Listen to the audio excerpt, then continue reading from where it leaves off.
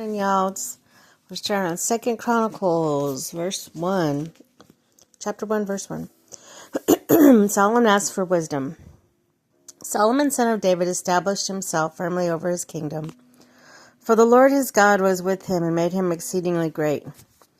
Then Solomon spoke to all Israel, to the commanders of thousands, the commanders of hundreds, to the judges, to all the leaders in Israel, the heads of families, and Solomon and the whole assembly went to a high place at Gibeon.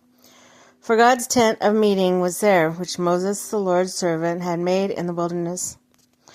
Now David brought up the ark of God from Kiriath Jearim to the place he prepared for it, because he had pitched a tent for it in Jerusalem. But the bronze altar that Bezalel, son of Uri, the son of Hur, had made was in Gibeon in front of the tabernacle of the Lord. So Solomon had the assembly inquire of him there. Solomon went up to the bronze altar before the Lord in tent of meeting, and offered 1,000 burnt offerings on it.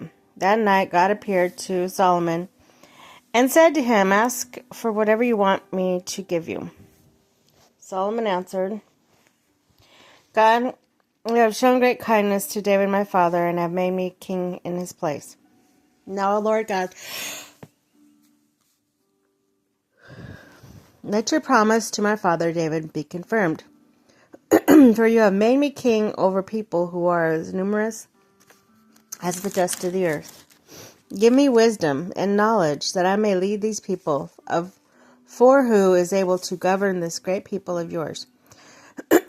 God said to Solomon, "Since this is your heart's desire, and you have not asked for wealth, possessions, or honor, nor for the death of your enemies, and since you have not asked for long life, but for wisdom and knowledge to govern my people, over whom I have made you king, therefore wisdom and knowledge will be given you, and I will also give you wealth, possessions, honor, such as no king who was before you will ever have ever had, and none after you will have."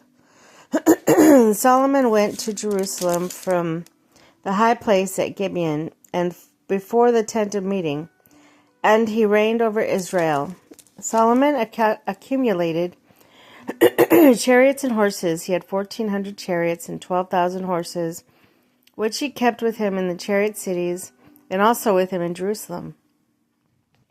The king made silver and gold as common in Jerusalem as stones, and cedars as plentiful as sycamore fig trees in the foothills.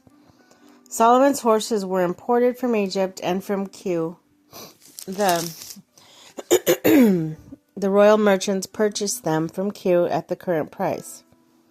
They imported the chariots from Egypt for 600 shekels of silver, and a horse for 150.